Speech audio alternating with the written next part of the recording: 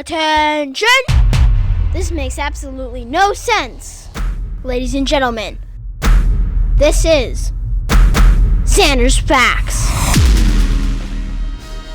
Hello everybody, what is going on? Welcome in to the latest edition of the Zander's Facts podcast. I am of course the aforementioned Zander. We got episode 118 coming up for you. It's going to be a good one here on Wednesday, September 20th, 2023. Thank you all so much for listening. We got a big topic to talk about this week. As I alluded to last week during our Zander's Facts flashback, if you listened to our flashback last week, because we didn't have a new episode of the podcast last week. This week we do, and we are talking about the strikes that are going out in Hollywood with the actors and the writers, because I think a lot of people are interested in that, but there's a lot of facts out there that need to be known, and so I am here this week to break it all down for you. What is going on exactly out in Hollywood with all these strikes that are going on? As always, y'all got questions, I've got facts, so we're going to talk about what's going on with that coming up in just a second here on the Zander's Facts podcast. But before we do, just thought I'd remind you all that if you like the Zander's Facts podcast, if you think you're going to like all the facts on this week's edition, remember to follow this podcast, download this episode 118, rate and review the podcast, and check us out on all the socials, Twitter, Threads, Facebook, Instagram, TikTok, at Zander's Facts, that's Zander with a Z, and most importantly, remember to tell all your friends around here. We like to call it Spread the Facts. Zander's Facts Podcast. Tell all your friends about the podcast. The newsletter, Zander's Weekend Facts, which is a recap of the week's top headlines that I write, comes out every Sunday morning. Check it out. It is free to sign up in the episode's description. The link is there. And also check out the Zander's Facts link tree, because it has all the Zander's Facts links that you need. All the facts that you could ever want. And also listen to any of our past episodes, all past 117 episodes, because every single week, if you're new to the podcast, we take a subject each week and basically lay down all the facts on it. Like this week, we are talking about the Hollywood strikes. As I said, labor movements, y'all. So why don't we get to that? Because that is our main topic this week. We are understanding the Hollywood strikes. Labor is basically kind of like the talk of the town across America at the moment, y'all. We've had the actors and writers strikes that have been going on for months out in Los Angeles, which I wanted to talk about for a while because, you know, usually when we do these podcasts, I find some interesting topic that I'm interested in, but I don't really know a lot about, and so I do all the research and gather the facts, and so I can learn more, and then y'all can learn more, because we're sharing the facts on this podcast. Zander's Facts! And so this is one of those topics because it's been going on for months, and I've wanted to talk about it, but that's not the only strike that's been going on, because last week you probably heard that the United Auto Workers began striking at 3 U.S. plants that are owned by Ford, General Motors, and Stellantis, which apparently could spread to additional factories if progress isn't made on a deal between the automakers and the union. So there's that. But back in the summer, if you remember, the UPS workers were close to striking before they finally reached a deal. And then last year, the federal government had to step in to stop rail unions from striking against companies like CSX and Norfolk Southern. So labor, unions, disagreements leading to strikes, it's been in the news a lot. But this, you know, the United Auto Workers one is also very big. But in terms of size and scale, the strikes that are going on in Hollywood right now that are shaking up the entertainment industry are basically the big ones going on right now in the US. And that's what we're going to focus on today, because those aforementioned labor disputes are definitely important, but they don't reach the scale of what's going on in Hollywood right now. As I said, over 180,000 writers and actors are currently on the picket lines, and there's a lot more people affected too, other than the people who are actually in these unions. And then also, you've got the fact that this strike is going to affect what you can actually watch and what's going to be available on TV, because, you know, we all love watching television. I've literally got a television on next to me while I'm recording this podcast. So let's talk about what's going on with all these strikes. This week's edition of the podcast is devoted to getting you all the facts you need to know, including what the unions are asking for, why the studios haven't gotten to a deal with these unions, how this is affecting more than those represented by the unions, and how these strikes could have a far-reaching effect on the entertainment industry, and not even just the entertainment industry, but also labor, and the labor movement really as a whole in this country. So we're going to get to all those facts this week on the podcast. But first off, let's do it. Let's start with basically how we got to this place. Why are these unions striking? and, the basics of what you should basically know. So to start with that, we've got the Writers Guild of America, the WGA. That is one of the two major unions that are on strike at the moment. They had their contract, what is known as a minimum basic agreement, with the Alliance of Motion Picture and Television Producers, which I'm probably going to refer to as AMPTP. That expired back on May 2nd. Now the WGA, the Writers Guild, they represent writers in film, television, radio, and in online media. And they're actually split into two different unions. You've got WGA East, which is in the East, it's headquartered in New York, and then WGA West, which is headquartered in LA. But for the purposes of basically this whole strike, they're a combined union. And combined, they represent about 25,000 writers all across the country. Of course, most of them are in New York and LA, all of whom are now on strike. And then on the other side of that, as I said, the Alliance of Motion Picture and Television Producers, the AMPTP, they're the representative for the major film and television production companies in the US. So they're representing companies like Disney, NBC Universal, Paramount, Sony, and Warner Brothers Discovery. And then more recently, companies that have invested in streaming have also joined the alliance, like Amazon, Apple, Netflix. So all those companies have come together for this purpose, and they've created the Alliance of Motion Picture and Television Producers. And so they are the ones that are negotiating with the writers instead of basically, the Writers Guild negotiating with all these separate companies. They all just combined into this one alliance, basically. And so you would think that that would, make negotiations for things like labor disputes more simple. It's, you would think, but here we are. So anyways, 97.9% of members of the WGA voted to authorize a strike back on April 18th, which was before the May 2nd deadline, if the union couldn't agree to reach a deal with the AMPTP. Of course, then, when they couldn't reach a deal, the leaders of the guild unanimously approved a strike, which is the first time that the writers have gone on strike since they had a 3-month strike, which was back in 2007 and 2008. So it doesn't happen very often, but it has happened in the past, so this isn't really unprecedented. But during the strike, the WGA told its members that they could not, quote, do any writing, revising, pitching, or discussing future projects with companies that are members of the AMPTP, unquote. And so some negotiations between the two sides have taken place during the strike. Of course, the strike is now over 4 months old, so it's older than that 2007-2008 strike, but nothing substantive has come really until August, when talks led to the studios actually proposing what the WGA called a counterproposal. However, they didn't like that very much, and we're going to talk about why in just a second.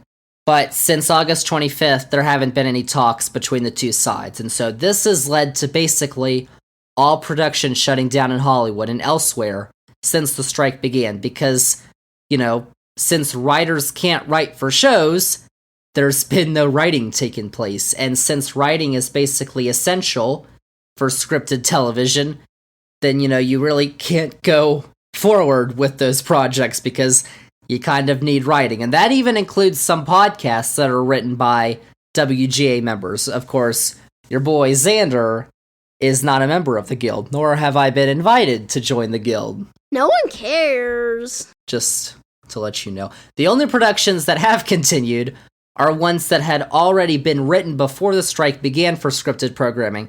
Of course, there's also non-scripted programming, like reality TV, that doesn't really require writers, or so they say. Some of that stuff, I don't know. But things like, game shows, singing competitions, dating shows, etc., those can stay on. But for scripted shows like Grey's Anatomy, Saturday Night Live, the late night talk shows, they're all off the air because they need writers.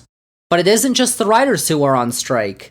The writers were the first to stop work, but since then, the actors have joined them. So you've got the two major unions that we're talking about on this podcast, the WGA and also SAG-AFTRA, which is the Screen Actors Guild American Federation of Television and Radio Artists. That's the second major union, SAG-AFTRA. They had their own contract with the AMPTP come to an end on July 14th. And just like with the writers, negotiators between the two sides had been unable to come to a deal in the months before. So on June 5th, over 98% of the members of the guild voted to authorize a strike if they couldn't reach a deal. And the negotiators even extended the deadline of negotiations to July 13th in order to hopefully avoid a strike, but eventually they couldn't reach a deal. So on July 13th, the National Board of SAG-AFTRA unanimously voted to strike starting the next day for the first time for them since 2000. However, that strike was only regarding pay for commercials, so the last time that the actors went on strike against the studios for films and TV shows was actually way back in 1980. And SAG-AFTRA is much bigger than the WGA because SAG-AFTRA represents nearly 160,000 actors, journalists, talk show hosts, and others. But journalists, like if you watch CNN or NBC or all the news or whatever, the journalists aren't on strike because they're on their own separate contract. But for those that are on strike, SAG-AFTRA has instructed them not to participate in film or television productions, so, they basically can't act. They also can't promote their work, though, so they haven't been allowed to attend film premieres, events, or talk about their work on talk shows, basically. But they can work on independent films, student films, and podcasts. Basically, things that don't have to do with their work related to, I guess, the movies or TV shows that they're doing with the members of the AMPTP. And so on the SAG-AFTRA front, we really haven't heard of any substantial negotiations that have come from talks between SAG-AFTRA and the AMPTP since the strike basically began. Unlike with the writers, because news came out the last few days that they're actually set to return to the bargaining table on September 20th, which is the day this podcast is coming out. So the writers are going back to the negotiating table with the AMPTP, not yet for SAG-AFTRA. But this is also the first time that both the writers and the actors are striking at the same time. They've both striked before, just at different times.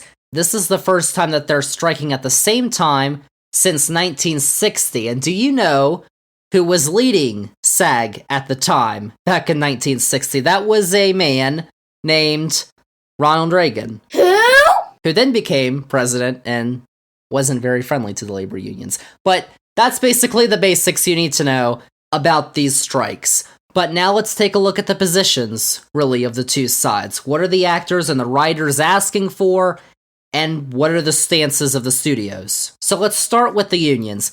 What makes it even more complicated, is that these are still two separate strikes, even though, on the picket lines, they're kind of joining forces, joining together, but they're negotiating separately. So the WGA is negotiating with the AMPTP separately, and SAG-AFTRA is negotiating separately. So there's two separate negotiations, and they're very similar, but still two separate demand lists. And so let's start with the writers and their demands, the WGA.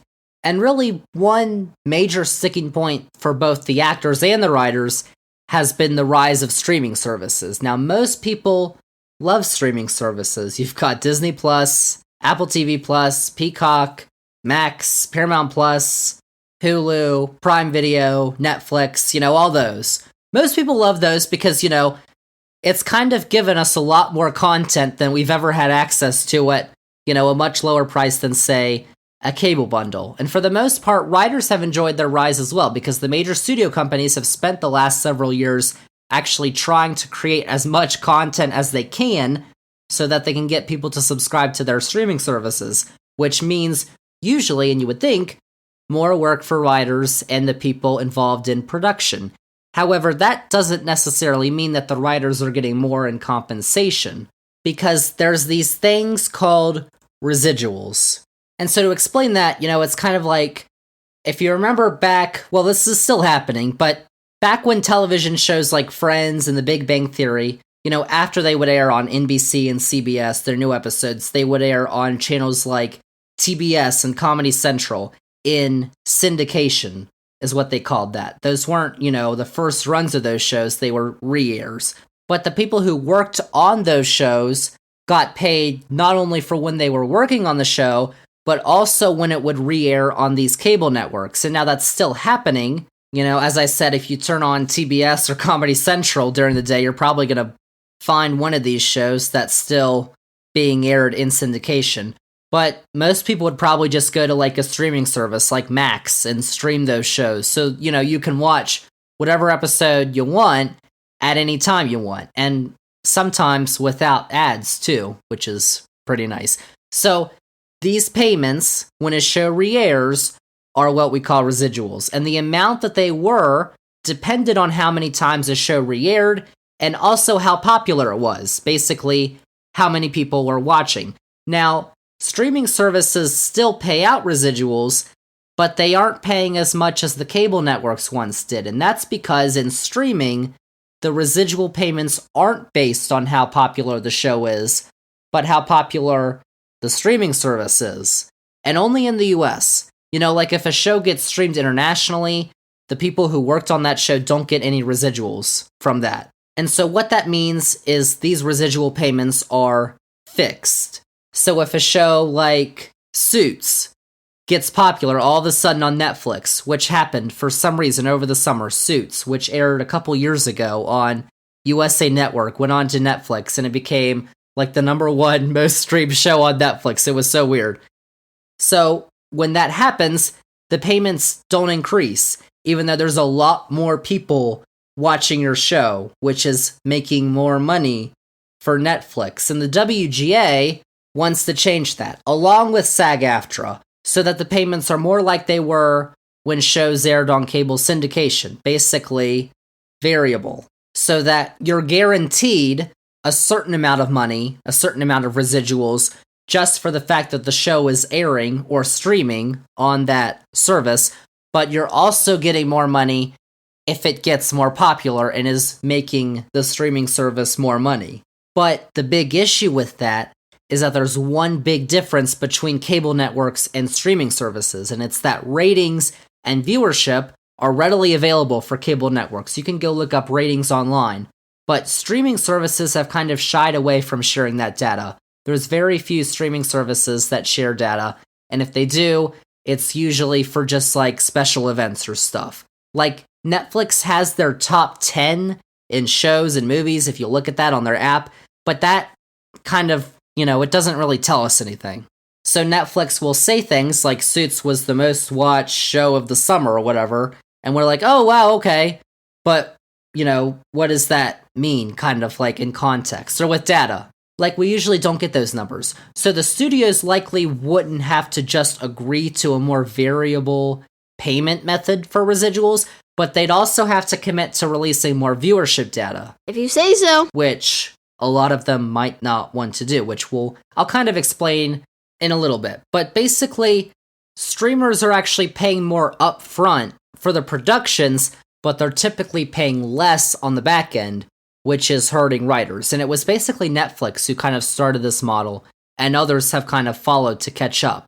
Traditional companies too, like Disney and NBC Universal and Paramount, companies who are using traditional methods on traditional television, but then Netflix comes in, changes the game, becomes this major profitable company, and now those companies kind of want to do it like them. And then also, remember, because I feel like I should probably mention this a couple times on this podcast, because you might be listening and be like, oh, Zander, oh my gosh, the poor writers who are making millions and millions of dollars a year, boo-hoo, this is so terrible. I'm not talking about them. Of course, you know, you've got big names like Ryan Murphy, Shonda Rhimes, they've got, you know, millions and millions to go around. But according to the US Bureau of Labor Statistics, the average income for a Hollywood writer isn't even $70,000 a year. This is true. And that, you know, may go pretty far in some places.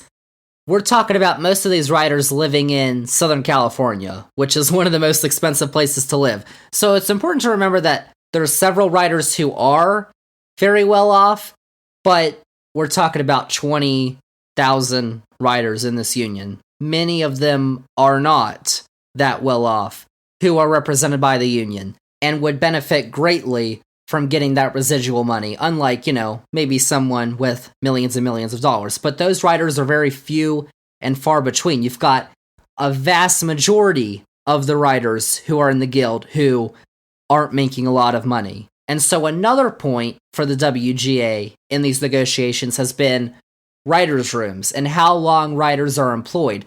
Now, the idea of what we can call a writer's room has long been the norm in Hollywood, but you've got new companies that have been entering the game, like Apple, Netflix, Amazon. The ways that they make TV shows and movies are kind of changing and different, and it's changing basically how everybody is making TV shows and movies. And so writers' rooms kind of used to be the norm, but companies like Netflix have recently been pivoting to what are known as mini rooms, which typically have a smaller number of writers who also don't work on a production for as long a period of time as in a typical writer's room. And so, because writers' rooms were actually so custom, like, they were the norm, basically, for decades, their presence actually wasn't required in the WGA's contract with the AMPTP. But with this new contract, the WGA wants to change that. Now, what they're asking for specifically is a minimum number of writers to be hired for what is known as a pre-greenlight room. Now, this is basically where scripts are written before a program actually gets picked up by a network or a streaming service. Because usually what happens is that the idea comes about, they write a pilot, a script or two, they, show it to the networks, and the networks that like it try and pick up the show or the movie. So the Guild also wants at least one writer to be employed per episode of a show, plus another writer for every 2 episodes after the 6th episode of the show, up to a max of 12 writers, along with having at least half of the writers stay employed through the production of the show, basically, while it's being shot. And at least one writer stays employed through the post-production of the show, basically after it's been shot and it's going into the editing phases. Now, this is important really for 2 reasons. Because if you remember, back in the day, and still it's happening now on broadcast television, but when everybody would watch broadcast television and the shows on there, the seasons would be 20, 22, 24 episodes in a season. And it really wasn't until, I guess, HBO that TV shows started making seasons with shorter episodes. Like, usually HBO had it, 10, 13, 15. And cable networks like USA, FX, AMC also had seasons that weren't as long. And with the streamers, if you've noticed, a lot of the episodes they're longer in length, like, maybe half an hour instead of 22 minutes or so for a broadcast network half an hour show because you got to fit the commercials in there, or an actual hour instead of 42 minutes or whatever. But the seasons are a lot shorter. There's 8 episodes in a season, 10 episodes in a season. And so when the WGA is asking for one writer to be employed per episode of the show, plus another writer for every 2 episodes after the 6th episode of the show, up to a max of 12 writers, that's pretty important for actually keeping writers employed during the show, which leads me to my second point of why it's important. Because, before you had the rise of mini rooms, and really in the era of writers' rooms, writers would routinely stay on during the filming of a show or a film, not just really to refine and tweak the production, but also to stay on as producers to really learn the ins and outs of production and get them ready to lead their own show or film one day, along with working with editing in post-production. So, in essence, it's kind of like training on the job that's actually going to allow higher quality content to continue to be produced when you get new showrunners and producers that take over after they've been writers and they've been able to experience what showrunners and producers do during the production of the show. And, let's be honest, like, if you've watched some of the Netflix content that they've put out over the last few years, I think it definitely could have been aided by some refining of the script while production was taking place. Yikes! So, it ultimately leads to a higher quality product in the present as well. Like, when I think of that and Netflix content that kind of was, the one show that I keep thinking of was called Space Force. Y'all know the Space Force, but there was a show called Space Force on Netflix, and it had Steve Carell starring, Greg Daniels, who was, the head writer basically at The Office. So it was them reuniting for the show, which I thought was going to be, in Space Force, the concept, I thought it was going to be amazing. and it kind of, like, stunk. Rude! And so ultimately, you have to think that a writer's room with the writers staying on and refining and tweaking, doing things, in production, when you actually try something out, it might be a lot different than how you envisioned it when you were writing it, And so you might actually see what you wrote be visualized, and then you say, oh, that wasn't very good. Let's try and tweak that. Those are important things, really, to kind of actually have a high quality product in your film or your TV show. So that's why it's kind of important, those writers' rooms and actually having them. That's why it's kind of important.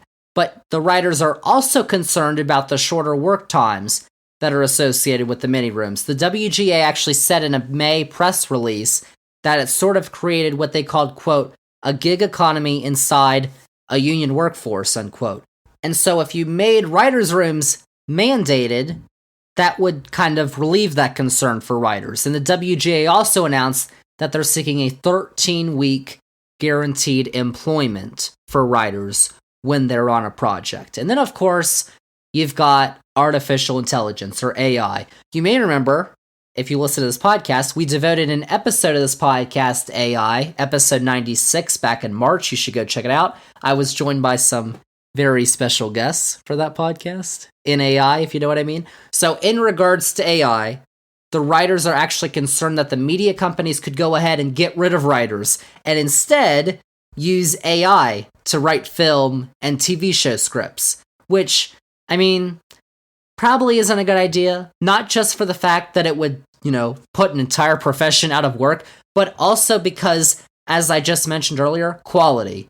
The quality that AI would produce, and AI is, certain to continue improving, as it has been, but something like ChatGPT, if you use ChatGPT, it's been known to just throw in some random inquiries, falsehoods when you ask it a question, so it's not always reliable. And if you follow Zander's Facts on Instagram, by the way, you should, there's a website that I've posted about a couple times that actually uses AI to summarize YouTube videos. So I've kind of put my YouTube video link in there and had it summarized for it.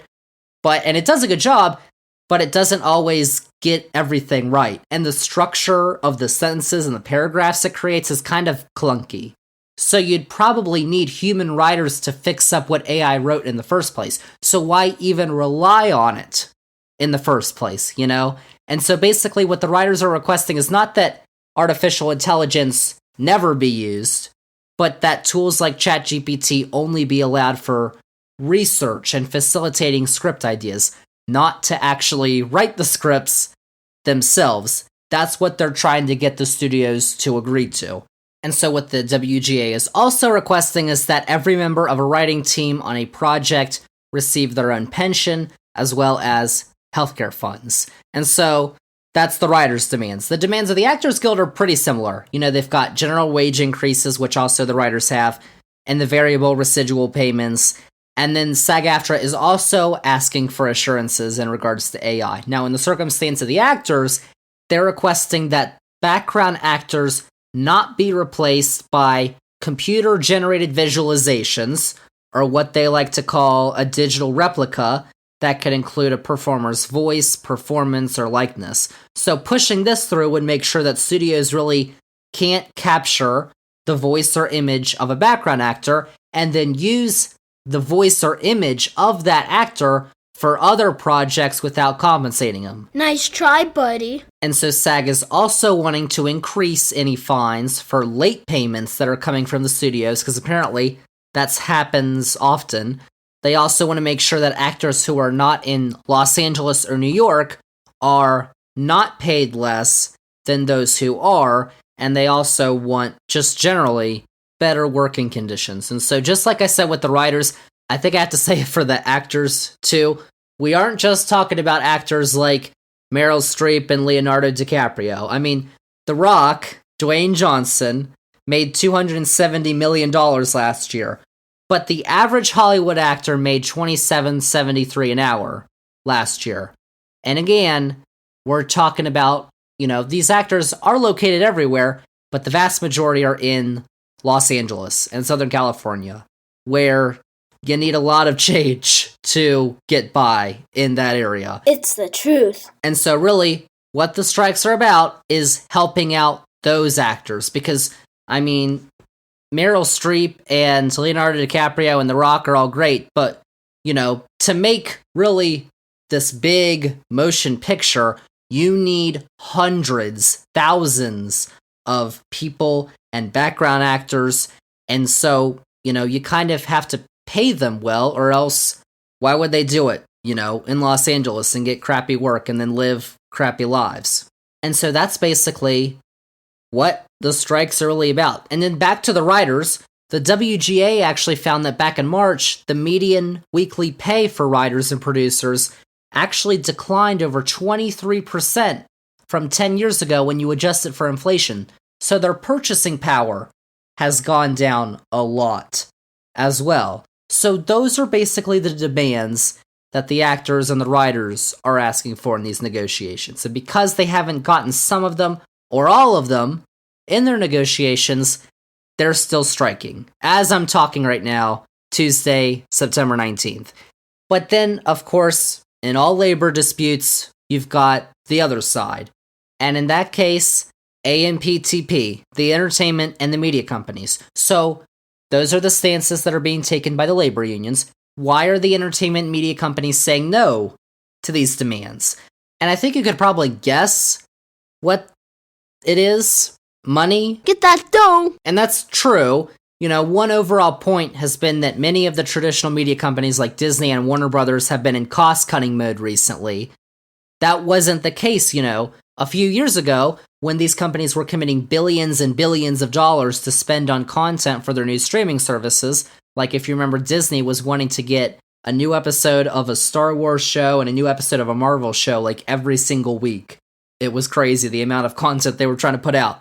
But that really isn't the case anymore, because shareholders were fine, really, with putting out all that content to get all those subscribers, as many as possible, but now they've changed their tune. And if you really need to know anything about these public companies, they rely on what the shareholders, the big shareholders at least, maybe not you and me that own a share or two, but what the big shareholders say and what's going to affect their stock price. And the shareholders of companies like Disney, NBC Universal, and Paramount, they were all fine with spending loads of money in order to actually build up these streaming services and attract as many subscribers as possible, but the shift has gone back towards focusing on profitability. It's why the monthly price of Disney Plus is now double what it was when it first launched back in 2019, and it's also why companies like Disney recently laid off thousands of employees,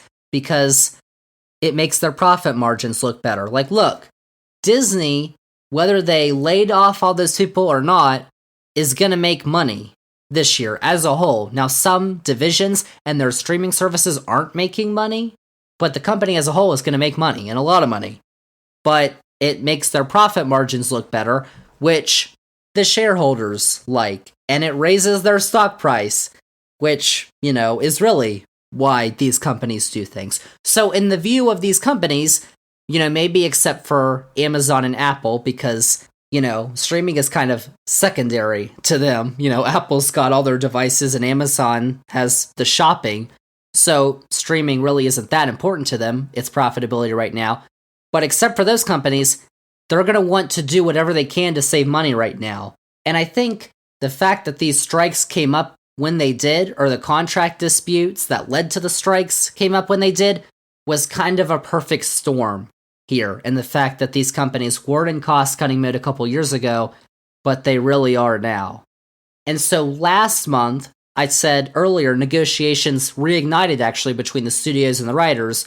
The AMPTP actually released its counteroffer to the WGA demands, which included guaranteed lengths of employment. They said writers would be hired for a minimum of 10 weeks.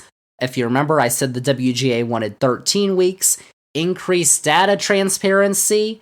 I think they said they would release their ratings or viewership on a quarterly basis, so 4 times a year. Also, what the studios say would be the biggest wage boost to writers in 35 years, and what they've called a, quote, new structure to train writers to become the showrunners of tomorrow, unquote.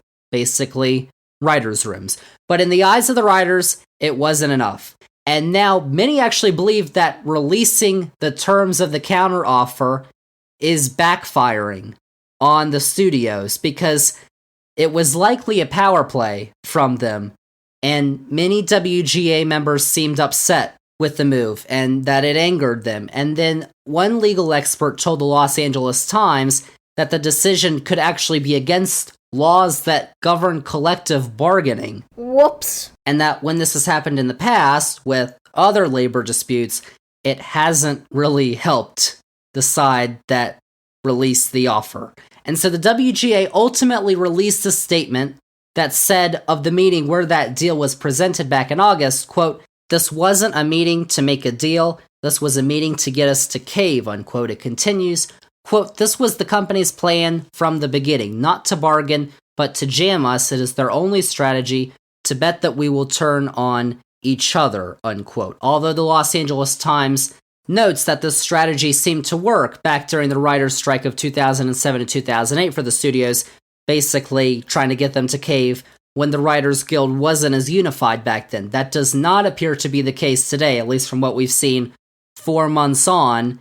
They've stood pretty strong. And as I mentioned earlier, there haven't been any negotiations from the studios and SAG-AFTRA that we know of. Although SAG has claimed that they are willing to resume negotiations at any moment, it looks like right now the writers who began their strike first are the ones going back to the negotiating table sooner.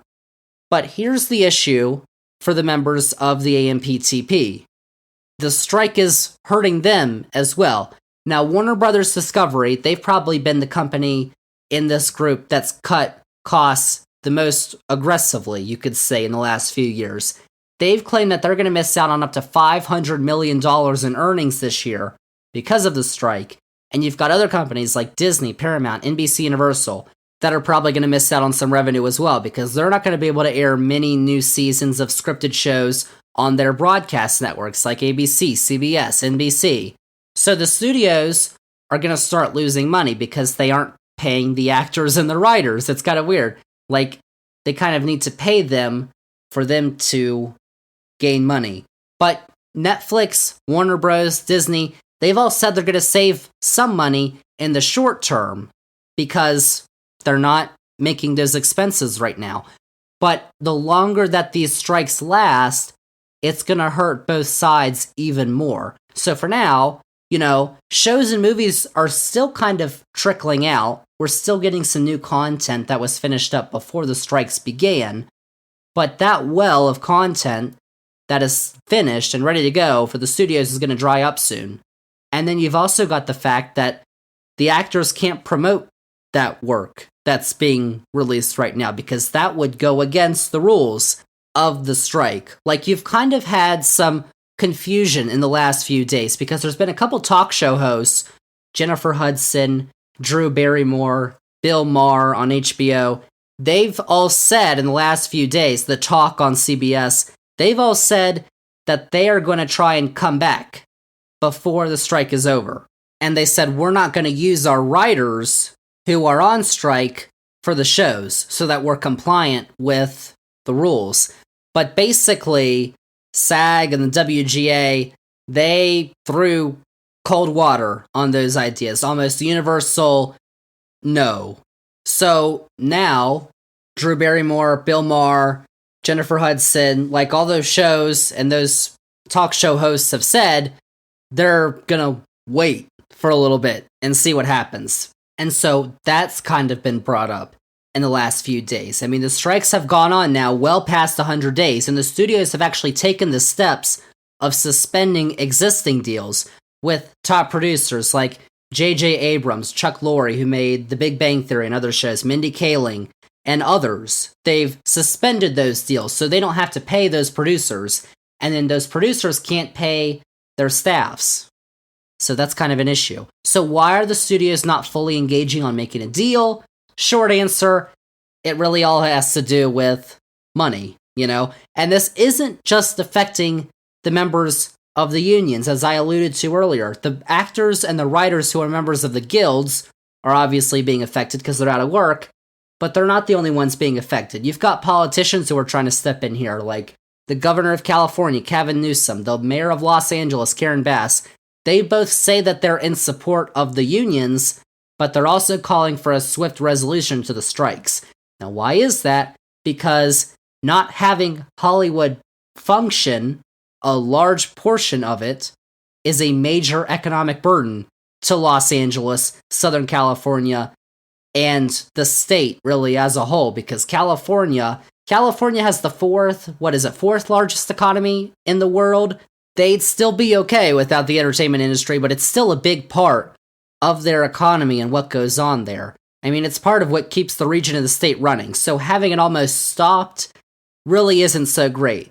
But even going beyond the effects of the local economy, because production, as I said, has basically stopped on all films and shows. That means that crew members who work on those productions but aren't in the writers or actors guilds are out of a job. Like, someone like a music supervisor or a visual effect artist.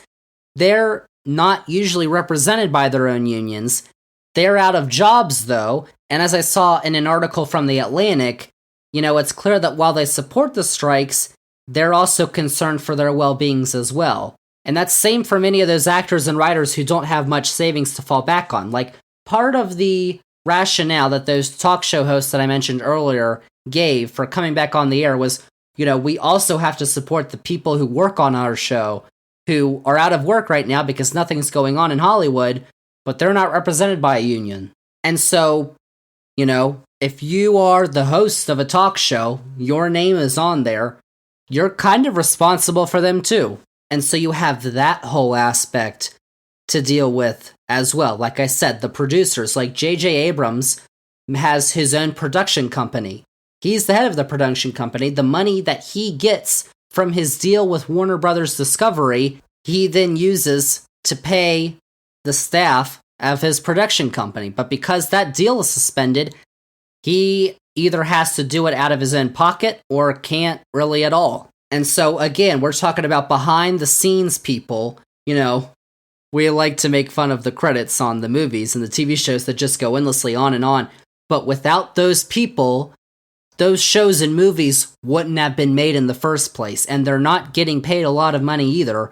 And now they're out of work. Spitting the truth. And so there's that whole aspect as well, that it's not just affecting the members of these unions, it's affecting a lot more people in the entertainment industry. And so these strikes really have layers that you just go deep into, and you figure out that, this isn't just about the actors who are making millions and millions of dollars, or the writers, or the producers. This is about actors and writers who are making, barely enough to live in Southern California. This is about the people, the production workers who barely have enough to live as is while working in Southern California and other areas around the country.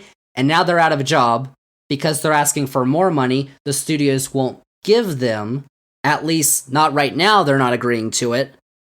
And so, it's really, just so many complicated layers of these strikes, which is what why I wanted to talk about it on the podcast, because it's not as simple as Leonardo DiCaprio wants more money from the actors, and so the studio should pay him more. It goes a lot deeper than that. So, final question here. What's going to happen? Do we know what's going to happen? Good question. I mean, I guess they've got to come to an agreement sometime, right? Like, the studios aren't just going to sit around forever, because eventually they're going to start losing money. But the actors and the writers aren't going to sit around and picket forever, because eventually their savings are going to dry up. And so eventually they'll come to the table and say, all right, you win, or they're going to move to other jobs. It's basically going to come down to who blinks first. Do the writers and the actors collectively say that too many are considering leaving the industry because they aren't making any money due to the strikes? And do they stand down from their demands? Or is it the studios who agree to the demands due to the fear of losing more money, at a time when they're trying to cut costs and increase their profit margins? Or is it, even all of the studios? Is it like one or two studios that decide to break away from the alliance and agree to cut deals on their own? In that case, it would probably be Apple or Amazon in that case. But does that set off a chain of agreements being made? nobody really knows who's going to blink first, how that's going to play out, but it's definitely going to have wide-reaching effects on the entertainment industry no matter the outcome, because as I said, it's not just the writers and the actors unions who are being affected. So, it may not be as important to us normal people as something like a government shutdown, which, by the way, might happen at the end of the month. Just letting you all know, we might have to talk about that on this podcast pretty soon. Oh, yay. But it's interesting to keep tabs on these strikes out in Hollywood because it is going to affect what you can watch on TV over the next few months. Like the major broadcast networks like ABC, CBS, Fox, and NBC, they're going to be showing a lot more sports and unscripted content this fall, instead of the regular scripted shows that they put out. Like ABC just announced they're going to carry the whole season of Monday Night Football, which they haven't done since 2006, because after that it went to ESPN.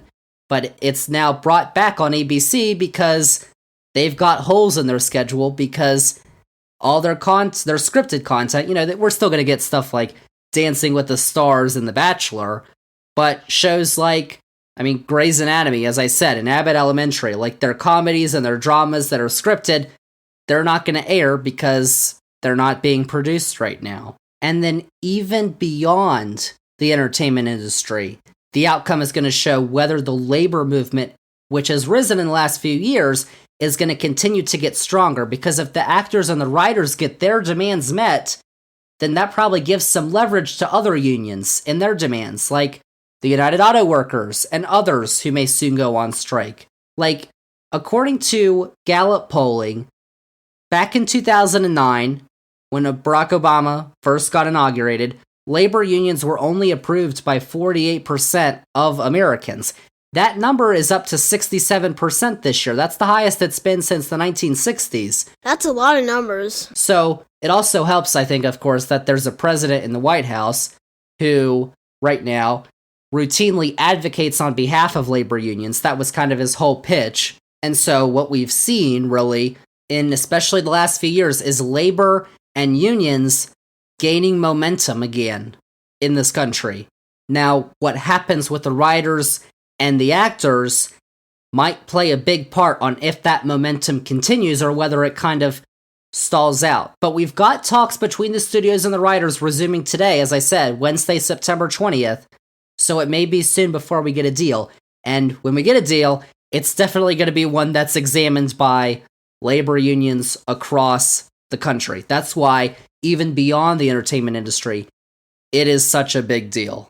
And so, with that, those are basically all the facts that I've got for you on the strikes that are going out in Hollywood, why they're happening, what the sides are, and I guess I tried my best to answer what's going to happen. We really don't know, but whatever happens, the consequences are going to be massive, not just in the entertainment industry. So those are all the facts that I've got for you this week on the Zander's Facts podcast. Thank you all so much for listening. Remember that if you liked all the facts that we had on this week's edition of the podcast, remember to follow this podcast, download this episode 118, rate and review the podcast, and check us out on all the socials, Twitter, Threads, Facebook, Instagram, TikTok, at Zander's Facts. That's Zander with a Z. And most importantly, remember to tell all your friends, spread the facts! Zander's Facts podcast. Tell all your friends about the podcast, the newsletter, Zander's Weekend Facts, the Zander's Facts channel on YouTube. You should go check out our channel on YouTube because all our new episodes, including this one, get posted there as a video with a nice background you can watch. We're over 100 subscribers, y'all. Fun things are going on the Zander's Facts YouTube channel. Go check it out. Link is in this episode's description. And also, go check out the Zander's Facts link tree, which is also linked in this episode's description because it has all the Zander's Facts links that you need for the podcast, the newsletter, the socials, the YouTube, all that stuff on the Zander's Facts link tree. So that's it for episode 118, y'all. We got another new episode coming up next week, of course. Episode 119. What it's going to be on, something factual. I'll give you that right now. We haven't ironed out the details yet, but it is going to be something with facts, is basically what I can say, as it is every week. So make sure you tune in next week for another new episode of the Zander's Facts podcast. But that is it. That is a wrap on episode 118 of the Zander's Facts podcast. Thank you all so much for listening, and we'll see y'all with episode 119 next week. The caravan of mostly Central American immigrants is now in the Mexican city of Oaxaca.